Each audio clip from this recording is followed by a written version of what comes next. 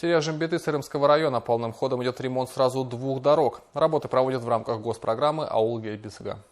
Протяженность отрезка по улице Исаева 1200 метров. По участку разработана проектно-сметная документация и определен подрядчик. В составе ремонтной бригады местные жители. По-настоящему кипит работа по улице Есенжанова. Подрядчик заверяет, что проект планируют завершить до конца августа.